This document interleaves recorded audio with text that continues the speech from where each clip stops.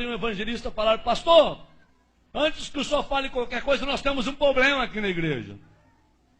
Eu falei: qual é o problema, querido? Nós temos aqui um rapaz aqui que tudo que é culto perturba. No horário do culto fica correndo, virando banco, e ninguém adverte esse rapaz. Nós queremos que o senhor coloque ordem na casa, no culto de ensinamento na terça-feira. Falei: tá bom, queridos, e o que vocês querem que eu faça? E 3 obreiros disseram: nós queremos que o senhor mande esse rapaz ficar sentado para ouvir a palavra e chame a atenção dele em público. Eu falei: mas isso daí para mim é mole. Um rapaz está perturbando vocês, deixa para mim. Terminei de pregar na reunião de obreiro, fui para casa. Quando eu cheguei em casa, eu falei para minha esposa, falei: meu bem, tem um rapaz aqui que está perturbando os obreiros. E ela falou: o que tu vai fazer? Eu falei: vou advertir ele no culto de ensinamento, vou chamar a atenção dele. E a minha esposa, muito crente, falou: não faça isso não. Uma alma vale mais do que o mundo todo. Em vez de tu advertir em público, procura visitar ele. E tem mais uma coisa, viu? Quem sabe esse rapaz seja mais crente que eles tudo junto. Porque pelo que eu vejo dos cultos aqui, a igreja tudo dá glória a Deus, só os obreiros não abrem a boca. Então quem sabe esse rapaz está fazendo barulho demais, está incomodando a turma. Não advirta ele, vai até onde ele mora.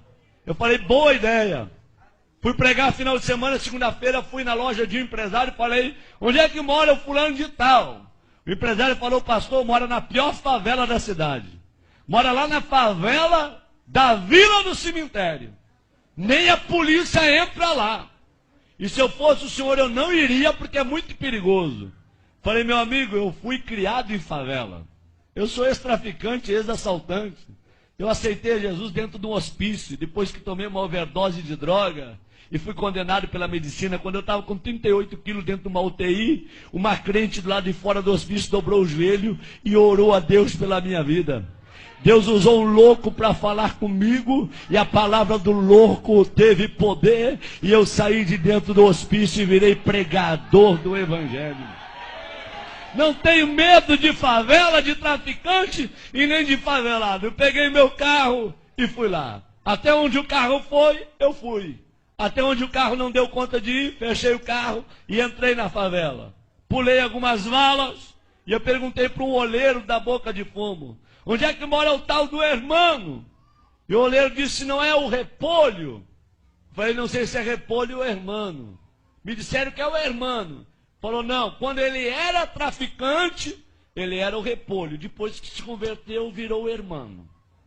Falei: tá bom. Onde é que ele mora? Último barraco do morro. Lá embaixo, bem na costa do morro. Falei: vou lá ver esse doido. Quando eu cheguei lá, tentei abrir a porteira com arame e machuquei os meus dedos. Não consegui abrir a porteira, que era atada com arame, uma porteira de tela. Barraquinho de madeira, querendo cair.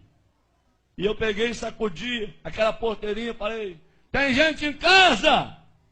E de dentro do barraco gritaram: quem é? Falei: pastor Sandro Fontoura.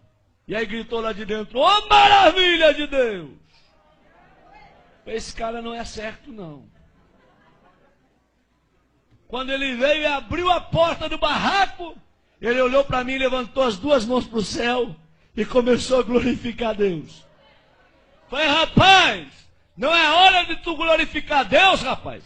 É hora de tu abrir esse negócio que eu vim aqui conversar contigo. Ele falou: pastor, eu estou glorificando a Deus, sabe por quê?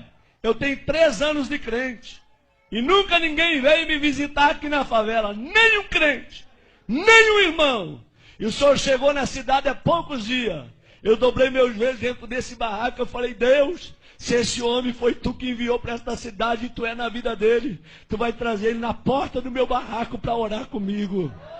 E agora o senhor está aqui na frente do meu barraco, é porque Deus me ama e Ele é maravilhoso. É só Deus para fazer uma coisa como essa. Eu falei: abre aí então. Ele veio e abriu. A hora que ele abriu, eu me abaixei e entrei no barraquinho dele. Quando eu entrei no barraquinho dele, eu falei: irmão, é muito rápido que eu tenho que conversar contigo. É bem rápido, tá bom? Ele falou: pastor, só que antes do senhor conversar, eu quero lhe dizer que no meu barraco tem doutrina. Falei: doutrina? Ele diz, é doutrina. Qual é a doutrina do teu barraco? Qualquer pessoa que entra aqui dentro, antes de conversar, tem que orar. Essa é a doutrina. Tá bom? Eu falei, tá bom. Vamos orar? Eu falei, vamos. Quem que ora?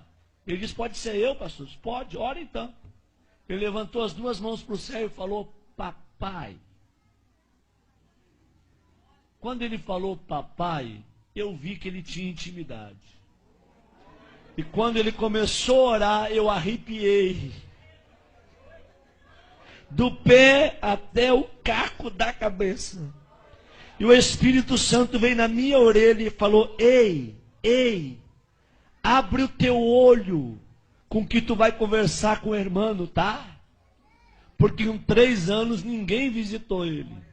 Mas eu moro com o irmão 24 horas. Eu sou apaixonado pelo irmão. E o irmão é apaixonado por mim. Eu senti Deus no local. Quando ele abriu os olhos, em lágrimas ele falou, posso lhe mostrar o meu barraquinho? É uma peça e o banheiro dividido com essa cortina. Eu falei, pode. Ele falou, aqui está o fogão a lenha, porque eu não tenho fogão a gás, mas a chapa está brilhando. Puxou a cortina, aqui está minha cama, meu criado mudo. É o tudo que eu tenho. Vem no meu banheirinho. Quando eu cheguei no banheirinho dele, uma janela de madeira de correio, eu puxei a janela. Fiquei olhando o precipício lá embaixo. Quando eu olhei para os meus pés, um buraco entre a madeira, e eu vi que a madeira estava sobre o precipício. Falei, irmão, se quebrar essa madeira eu caio de despenhadeira abaixo. Ele falou, cai, pastor. Eu pulei fora. Falei, tu tá doido? Se o prego aqui quebra a madeira, tu desce de despenhadeira abaixo. Ele falou, é, pastor. Pastor, antes de eu ser crente, eu era que nem o senhor, eu tinha medo da morte. Mas depois que eu me converti, eu não tenho medo de mais nada. Aqui na favela sopra vento, destelha a casa, meu barraquinho está torto, mas nunca caiu. Porque os que confiam no Senhor são como os montes de Sião. Não se abalam, mas permanece para sempre. Eu falei, tá bom, vamos conversar. Ele falou, pastor, antes de conversar, um testemunho posso? Falei, rápido, fala rápido. Eles dão licença. Abriu a camisa, 3 buracos no peito. Falei, o que foi isso? Troca de tiro com bandido. Levei 3 tiros de 38 na caixa do corpo. E eu não morri, sabe por quê, pastor? Deus tinha um plano com a minha vida. Pastor, olha esse risco no meu rosto. A polícia me levou para o valão do Tega. Deu rajada de metralhadora para acabar com a minha vida. Uma bala riscou meu rosto. E eu não morri, pastor. Porque Deus tinha um plano com a minha vida. Pastor, está vendo esse buraco do outro lado, no braço? Um homem me atravessou com espeto de fazer churrasco de um lado ao outro do corpo. E eu não morri, porque Deus tinha um plano com a minha vida. Pastor, 26 anos fui condenado de cadeia. Tá bom? Por assalto a banco, por tráfico de droga. Quando eu estava no fundo da cadeia, com 3 anos de detenção, Deus foi e deu um sonho para um servente de pedreiro. E esse servente de pedreiro ouviu a voz de Deus. Deus deu o número da cela, deu o meu nome e aonde eu estava preso. Esse homem foi lá, falou com o diretor do presídio que tinha 5 minutos para entregar uma mensagem para um detento. O diretor liberou, ele gritou no corredor da cela, irmão, eu gritei lá no fundo, tô aqui. Ele parou na frente da cela e diz, nesta noite Deus me visitou. Deus me deu o teu nome, o número da cela, e Deus mandou te dizer que tu não vai pagar 26 anos de cadeia, porque Deus está precisando de alguém lá dentro da igreja dele, só para dar glória a Deus e aleluia, porque o povo que está lá não quer mais abrir a boca para dar glória a Deus, e Deus vai te arrancar daqui só para tu perturbar lá, tá bom? E eu falei, se Deus me tirar daqui, eu vou morrer dentro da igreja, glorificando e adorando ao nome dele. Quantos aqui acreditam que Deus fala? Digam glória a Deus. Deus foi lá na fronteira com a Argentina, tirou o juiz da cidade e trouxe um juiz, doutor Edson, para a cidade. E o doutor Edson, crente, quando ele vai revisar o processo daqueles que estão presos, ele vê o nome do irmão. E o Espírito Santo vem na orelha do doutor Edson e manda soltar o irmão. E ele chama o irmão e diz: ei, amigo, Deus mandou te tirar do presídio, só com uma condição, para tu morrer dentro da igreja glorificando a Deus. O dia que tu desviar, eu mando te prender. E o irmão falou: pastor, o senhor acha que eu vou desviar? Eu não sou doido. Eu vou morrer no meio dos crentes, adorando e glorificando ao Senhor meu Deus. Quando ele falou isso, ele começou a chorar. E ele falou: me perdoa, pastor, eu estou tão feliz com a sua presença aqui, que eu não sei expressar com as minhas palavras. Eu falei: tá bom, meu filho, fica tranquilo. Ele disse: pastor, pode falar o que o senhor ia falar. Eu falei: não vou falar mais nada. Eu vim para falar, mas não vou falar mais nada não. Ele disse: fala, pastor. Eu falei: não vou falar não.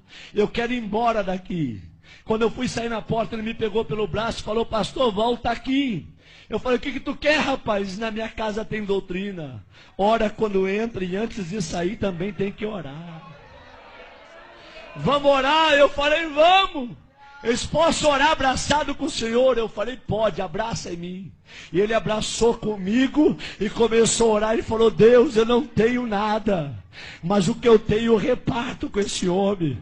A unção que tu me deste, enche ele com a tua glória e faça desse homem um profeta para esta região. Enquanto ele orava, eu tremia e chorava. Nós não oramos menos de uma hora abraçado. O suor corria na minha perna e a roupa colada no meu corpo. Quando eu saí do barraquinho do irmão, eu fui até o meu carro falando em línguas estranhas. Quando eu entrei dentro do meu carro, eu fui até a minha casa falando línguas estranhas. Quando eu cheguei na minha casa, minha esposa falou: o que aconteceu contigo? O teu rosto está brilhando. Eu disse: aperta a minha mão e me dá a paz do Senhor, porque hoje eu me converti. Hoje eu virei crente de verdade num barraco de um favelado. Deus gosta de usar gente pequena para confundir quem pensa que é grande.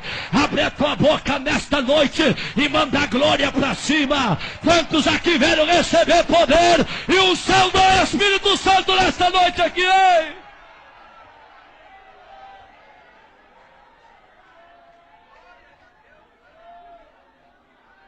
Quando foi terça-feira, eu fui dar um ensinamento no Templo Central. E conforme eu estou dando o ensinamento, eu olho para os obreiros tudo de perninha cruzada, lenço na rótula do joelho, sem abrir a boca para dar um glória a Deus. E eu olho para o irmão lá atrás, ele começou a bater a palminha dele. Começou a se alegrar, a sentir o que ninguém estava sentindo. O irmão veio para o corredor da igreja pulando. E eu olhei para trás e os 3 obreiros que mandaram chamar a atenção dele olharam para mim e com os olhos eles disseram tudo. Pega ele agora, manda sentar. Com os olhos eles falavam tudo. Eu fiquei numa guerra entre a igreja, os obreiros e o irmão. Eu falei: Deus, o que eu faço para salvar o irmão? Aí Deus me deu autoridade. Eu falei: irmãos, quem aqui conhece a história desse rapaz que está aí no corredor? Levante a mão. Ninguém levantou a mão. Quem já foi visitar ele, aonde ele mora? Ninguém levantou a mão. Eu falei: em 15 minutos eu vou falar a história desse rapaz para vocês. Quando eu terminei de falar a história do irmão na igreja, tacou para chorar. E eu falei: traz o irmão aqui no púlpito comigo. E os obreiros desçam do altar todos agora. E o irmão abraçou comigo no altar. Eu falei: a partir de hoje, a história desta igreja muda. Vai ser um doido atrás desse púlpito e outro doido no meio de vocês. Mas a partir de hoje eu quero crentes cheios da glória de Deus. Homens cheios do Espírito Santo, que sejam apaixonados por Deus. Deus não te julga pelo que tu tem, Deus te julga pelo que tu é. Tu pode morar num barraco, cair nos pedaços, mas se Jesus mora lá juntamente contigo, você tem valor. Abre a tua boca e manda a glória para cima.